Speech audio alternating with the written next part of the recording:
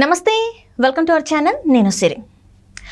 ఏపీలో పోలీసులు ఏదైనా దాడులకి పాల్పడితే అక్కడ లాయర్స్ ఇంకా రిటైర్డ్ జడ్జిలు అయితే ఒక కమిటీగా ఫామ్ అయ్యి ఏపీ పోలీసుల పైన నయా పైసా అంటే ఫీజు లేకుండా కేసు ఫైల్ చేయడానికి అక్కడ వాళ్ళు సిద్ధమయ్యారు. అంటే ఇది మరి అక్కడ ఉన్న పోలీస్ వ్యవస్థకి ఇది ఎలాంటి పరిణామం, అంటే అక్కడ వాళ్ళు ఎలాంటివి చేస్తున్నారు అనేది మనకి వివరించడానికి మనతో పాటు ఉన్నారు ప్రముఖ senior journalist, political analyst CS Rao గారు.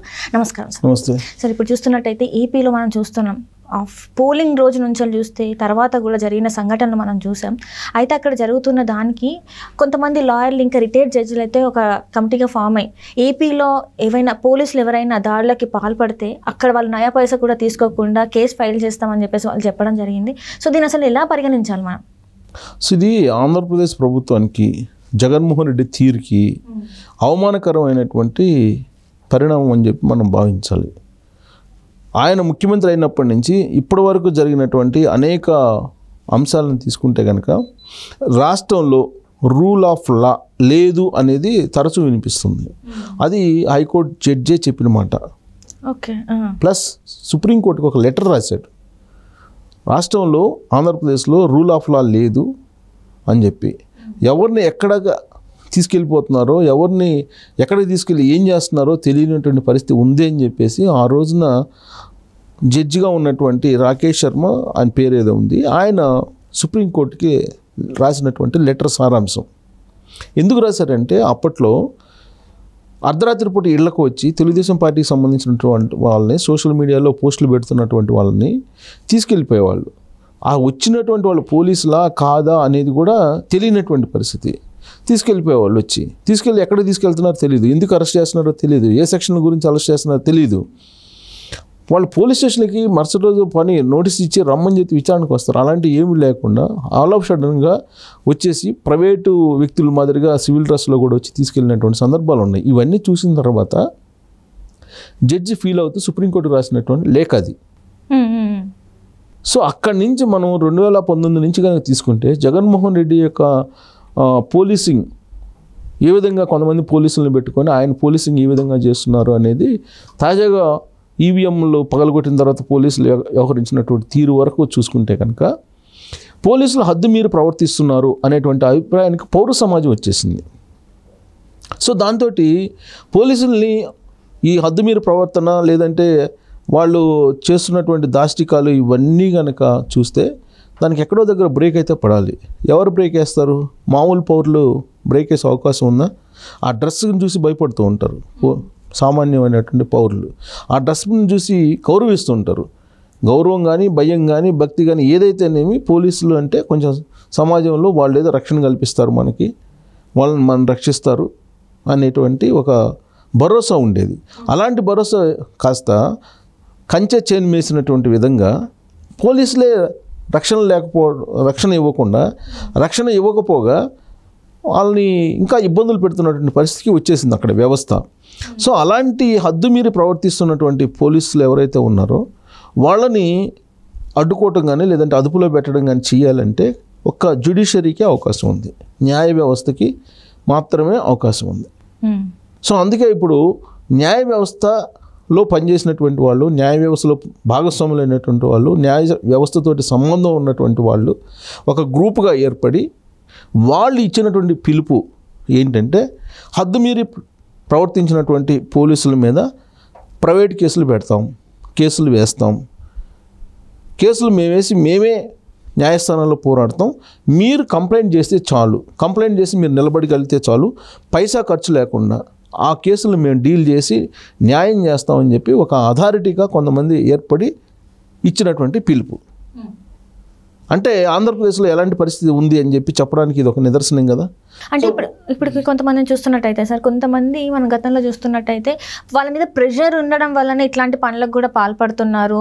అంటే ప్రభుత్వం నుంచి ప్రెషర్ ఉంది, అందుకే ఇలాంటివి కూడా మేము చేస్తున్నాం అని చెప్పేసి కూడా కొన్ని వార్తలు వచ్చాయి. మరి నిజంగానే ప్రభుత్వం ప్రెషర్ చేస్తుందా, పోలీస్ వ్యవస్థ పైన ప్రెషర్ పెడుతుందంటారా? మరి వాళ్ళకి అనుకూలంగా మాట్లాడడానికి వాళ్ళకి సంబంధించిన పనులు క్లియర్ అయిపోవడానికి ఉంటుంది, ప్రెషర్ ఉంటుంది. ప్రెషర్లు ఉంటాయి, ప్రెషర్ లేకుండా ఉండకపోవడం అనేది ఉండదు. అది ఏ ప్రభుత్వంలో అయినా ఉంటుంది. జగన్మోహన్ రెడ్డి ఒక గీత దాటి వ్యవహరిస్తున్నారు అనేది వినిపిస్తుంది కాబట్టి ప్రెషర్ ఇంకా ఎక్కువ ఫీల్ అవుతుండొచ్చు.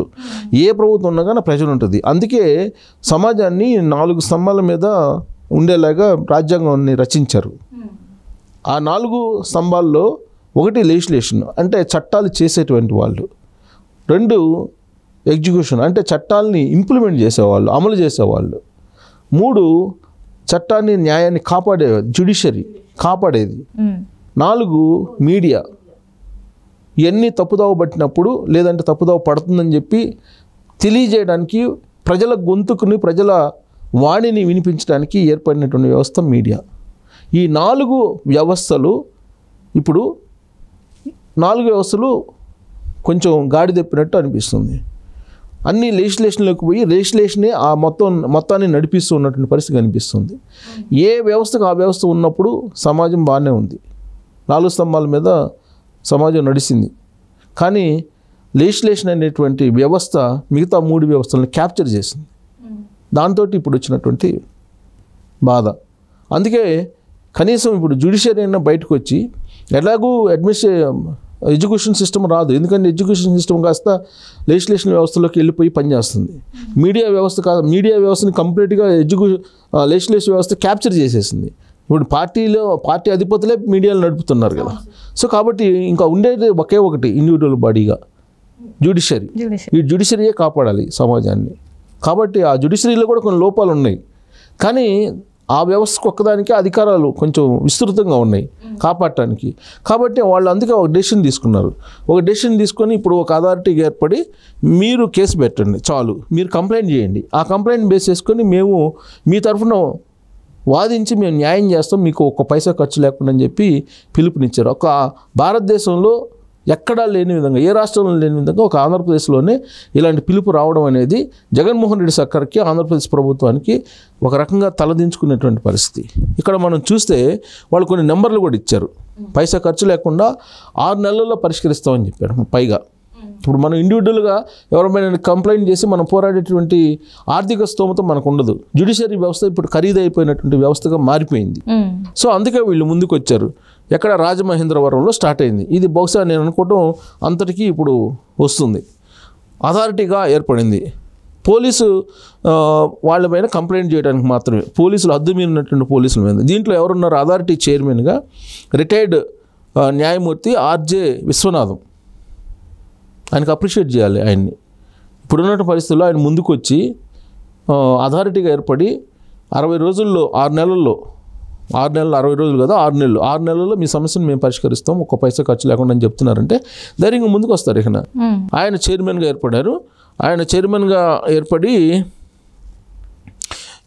ఈయన అందరినీ అథారిటీలో కాకినాడ, తూర్పుగోదావరి జిల్లా, అలాగే కోనసీమ, పశ్చిమ గోదావరి, ఏలూరు, కృష్ణా జిల్లాలన్నిటి కలిపి వాళ్ళు మొత్తం ఈ పరిధిలో ఉండేటువంటి వాళ్ళకే మేము అథారిటీ తరఫు నుంచి మేము సేకరిస్తామని చెప్పి ఇచ్చారు. నెక్స్ట్ విస్తృతంగా వెళ్తారనుకుంటా. అది కానిస్టేబుల్ నుంచి డిఎస్పీ స్థాయి వరకు వచ్చే ఫిర్యాదులపైన విచారణ చేపడతా ఉన్నారు. కానిస్టేబుల్ నుంచి డిఎస్పీ దాకా ఆ ర్యాంకులో ఉండేటువంటి వాళ్ళ మీద మేము విచారణ చేపడతామని. ఎందుకంటే ఐపీఎస్ ఐఏఎస్లకి కొంత విశిష్ట అధికారాలు ఉన్నాయి, వాళ్ళకి కొంత రక్షణ ఉంది. సెంట్రల్ సర్వీస్ కాబట్టి వాళ్ళు సివిల్ సర్వీస్ సర్వెంట్లు కాబట్టి. అందుకే బహుశా నేను అనుకోవటం కానిస్టేబుల్ నుంచి డిఎస్పీ దాకా పెట్టారు వీళ్ళు. వాళ్ళ మీద కంప్లైంట్ చేయాలి అన్నారు. సో ఇక్కడ గుంటూరులో ఉన్న రాష్ట్ర స్థాయి అథారిటీకి గుంటూరులో ఇంకొక రాష్ట్ర స్థాయి అథారిటీ ఉందండి, ఇది జిల్లా అథారిటీ.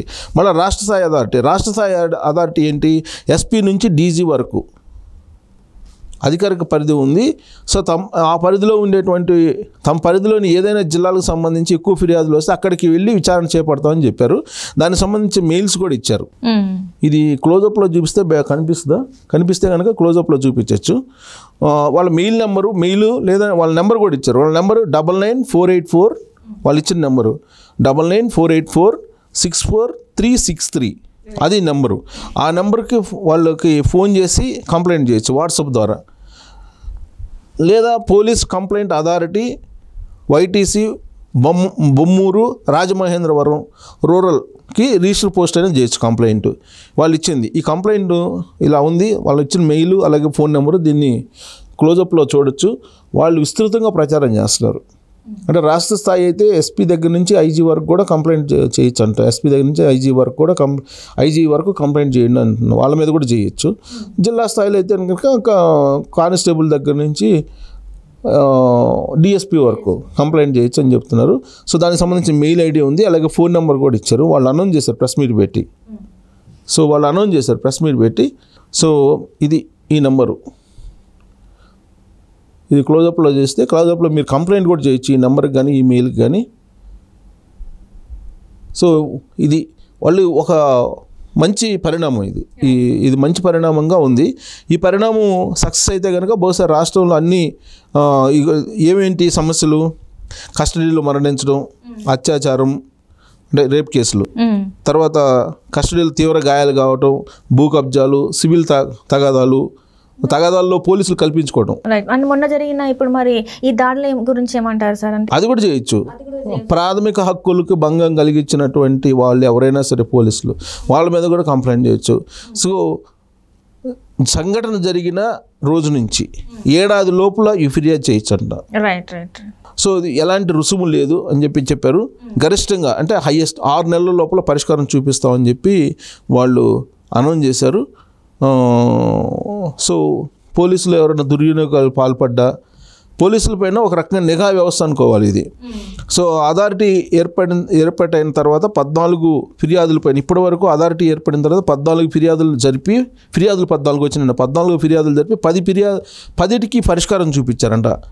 సో 4 కేసులు ఉన్నాయి, ఇంకా అవి విచారణలో ఉన్నాయని చెప్పి చెబుతున్నారు. కాబట్టి ఇక్కడ కార్యక్రమంలో అథారిటీ సభ్యులు ఇందాక నేను విశ్వనాథన్ చెప్పాను చైర్మన్. సో ఇక్కడ special deputy collector retired Jitendra ఈయన ఒక సభ్యుడు, అలాగే retired additional SP B Lakshminarayana, అలాగే సీనియర్ అడ్వకేట్ సిహెచ్ మన్మధరావు, వీళ్ళు కమిటీలో ఉన్నారు. అంటే అన్ని పోలీస్ డిపార్ట్మెంట్ నుంచి కూడా ఉన్నారు, అలాగే జ్యుడిషియరీలో ఉన్నాళ్ళు. సో ఈ అథారిటీ కంప్లైంట్ చేస్తే పైసా ఖర్చు లేకుండా పోలీసుల మీద చర్య తీసుకుంటారు వాళ్ళు న్యాయపరంగా. సో ఈ పరిస్థితి వచ్చిందంటే జగన్మోహన్ రెడ్డి ఆలోచించాలి ఆంధ్రప్రదేశ్లో ఏం చేశాడు జగన్మోహన్ రెడ్డి అని. Right sir, right. Thank you so much sir. Thank you.